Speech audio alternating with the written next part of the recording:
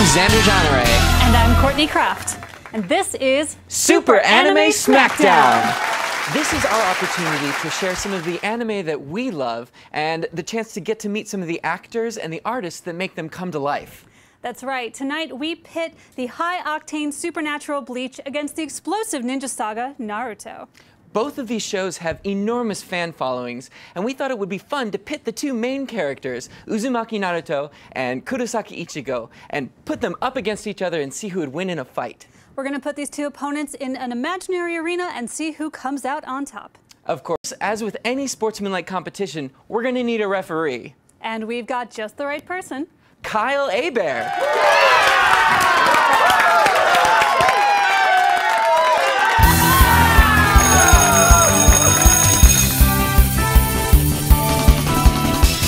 So as many of you know, Naruto is an anime that takes place in a pseudo-alternate reality feudal Japan.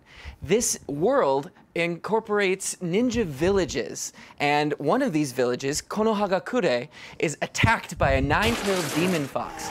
In order to save the village, the fourth Hokage seals the nine-tailed demon fox inside of his only son, Naruto. Now, I'm going to be going through both old Naruto and the new Naruto Shippuden, so beware. Spoilers. Bleach is a supernatural series centered around the teenager Ichigo Kurosaki. Now, Ichigo is your typical too cool for school kind of guy, but he also has the ability to see spirits. One day, he comes across a soul reaper, or a Shinigami, and the Shinigami protects his family from an attack, but in doing so, she gets injured and he has to take on her powers to become a soul reaper. Naruto is kind of like an avatar for the Japanese boy.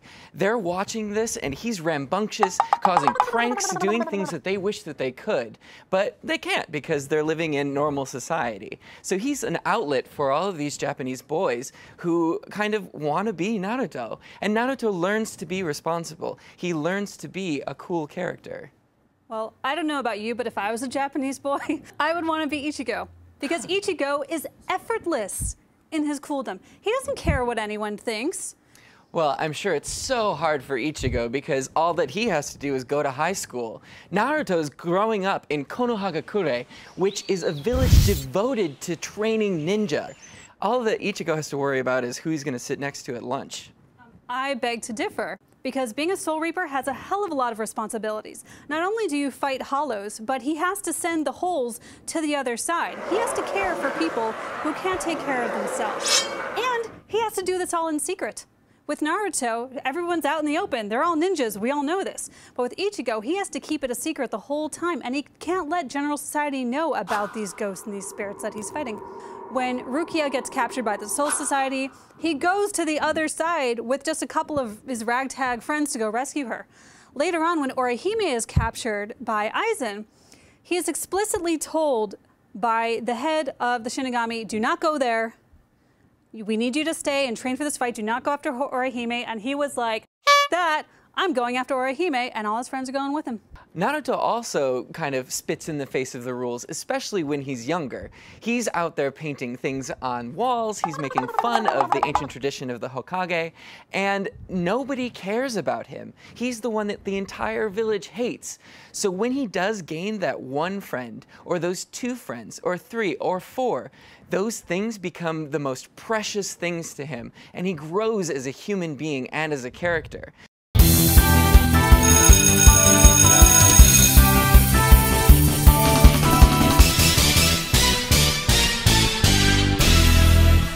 Welcome to the Super Anime SmackDown Green Room. We're going to take a short break and chat with our referee, our very own special guest, Mr. KYLE HEBERT. Yeah, Kyle. Well, thank you very much. Great to be here. And this is a very nice green room, I gotta say. Oh, well, I decorated it myself. No, fantastic.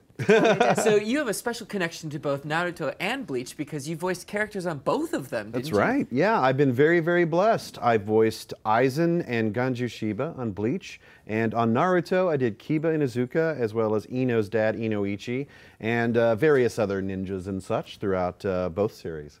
So do you do a physical shift with your voice between like good Aizen and evil Aizen? They amp up the energy eventually when, you know, finally he starts, you know, changing form. He gets the big mullet of doom. And then he turns into white Deadpool or something. And then, of course, Butterflies, which he's lovingly known as. So the chrysalis form. Yes. And all that. So yeah, I got to put on the aggro voice and all that. But normally it's just the smooth, sexy phone sex thing. Hi, what are you wearing? Now, I'm very protective because I watch all of my anime in Japanese. Sure. And Naruto is one of my favorite series. I've been following it since the beginning. And when I found out that it was going to be dubbed into English, I was a little bit protective of it. And you play one of my favorite characters, Inuzuka Kiba. And so what were your thoughts on getting that role? Because he's very like animalistic, very dog-like. Yeah, very feral and everything. When I first tried out, I was given a slew of characters to choose from. And basically they were sent in an email. And they said, just choose who you think you're right for. You're probably going to read for like 3 or 4. So out of this 8 or a dozen or whatever, just pick. And then I go to Wikipedia. It's like, well, who's bigger? I want to have a bigger part. Pro tip. And my friend goes, Kiba's a good part. I mean, it's not that necessarily a big part, but he's got a big fan base. I go, Totally. okay. So yeah, I kind of tried a little harder with Kiba. Yeah. All right, Kyle, so for the aspiring actors out there, what would you recommend that they do? Well, a lot of people go into this, they go to conventions and go to voice actor panels thinking, oh, I do a great Vegeta impression or whatever. And you really got to take things to the next level. Impressions are great. Voice matching is great. That's not really acting per se. You have to be a good actor. And that's where it begins. Now, I crossed over from radio and have since, with luck and everything, starting off in Dragon Ball Z and working on different shows and games, I learned so much by taking improv classes and building characters and all that stuff. So just like lawyers have to go to law school, doctors go to medical school, actors, of course, you need to train. You need to hone that talent. I don't care how great you sound, but you got to be able to do something with it. You can't just, it's great if you start off as saying, I'm a fan of anime, I want to be a voice actor. That's a great beginning, but there are tools, and absolutely, you have to take advantage of those tools. So we've touched on your work on both Dragon Ball Z, on Bleach, on Naruto. Do you have anything that's coming up? There's Attack on Titan, Yay! which I got the part of Mitabi in episodes 10 through 13. You'll see later this year. Actually, I think it's debuting in June on Blu-ray and DVD. Congratulations! Thank That's you. amazing. Thank you. And currently on Cartoon Network, you can of course see Naruto Shippuden. New episodes also on Neon Alley. And then Tenkai Knights, I voice Commander Beeg, and Digimon Fusion on the CW. You can hear me as Ballistamon and Darulamon. So I'm juggling some current shows. I've got a lot of upcoming games. A new Dynasty Warriors just came out. Yes. Pretty excited about that. Well, hopefully we can keep your attention long enough as we continue the debate, and then we'll check back in with you, and you're going to announce the winner of the debate between Naruto and Ichigo. Ooh, It's going to be me. exciting. Oh, come on, not the face. We shall see, we shall see.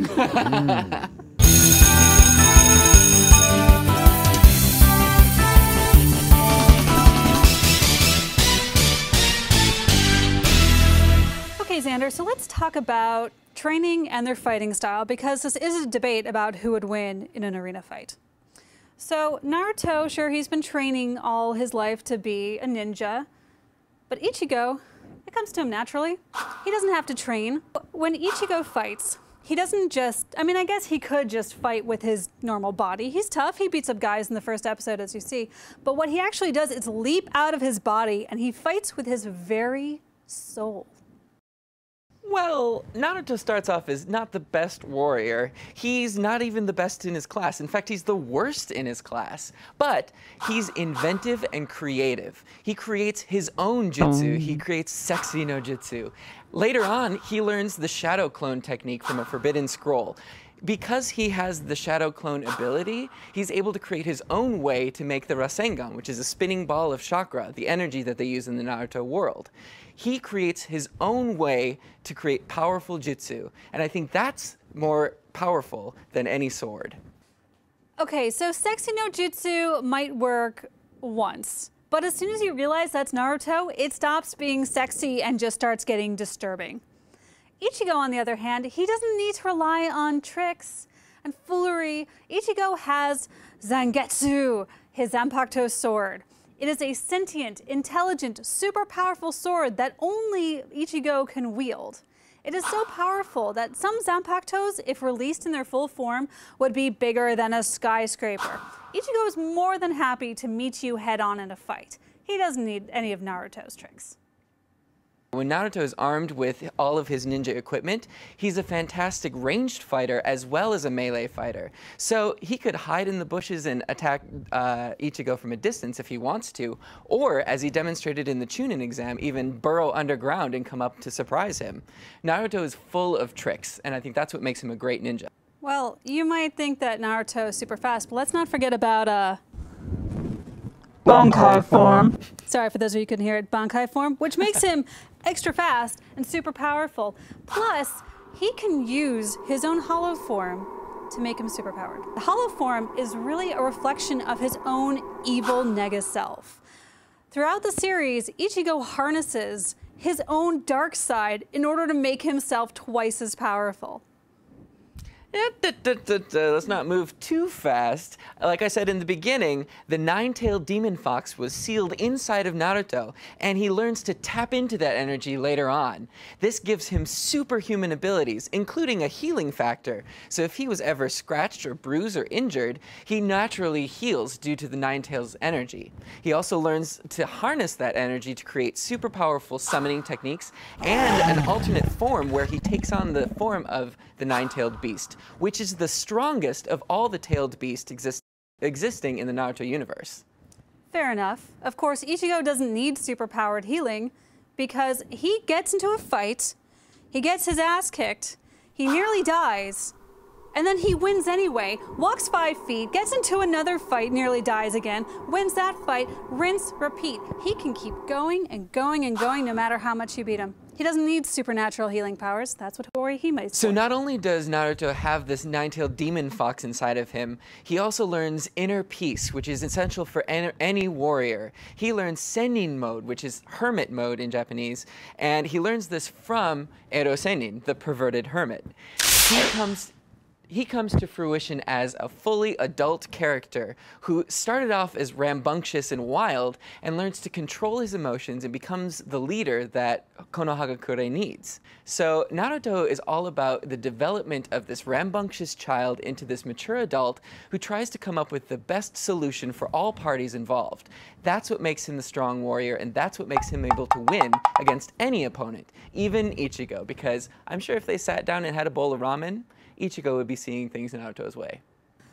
Okay, Xander, I'm about to make everything that you stated completely irrelevant. Here's the thing.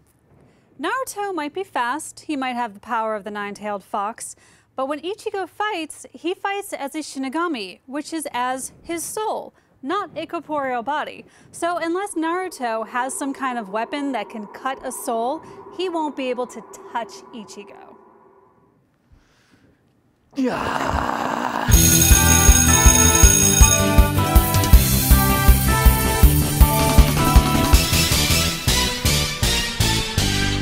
So that's it. We've made our points, we've had some fun, and now it's time for Kyle to award either Naruto or Ichigo the Super Trophy! And the loser has to wear the cone of shame. Well, guys, I gotta say, your points were definitely well made. The arguments are, it's so tough to choose, I gotta say. But what really was the tip of the iceberg?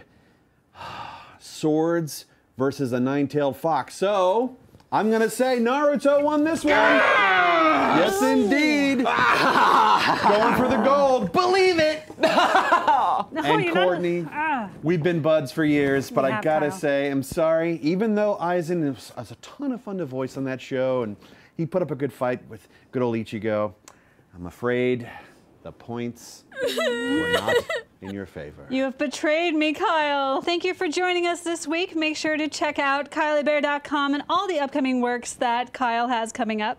Join us next time for an exciting all-new anime pair-up on Super Anime SmackDown on the Stream.tv.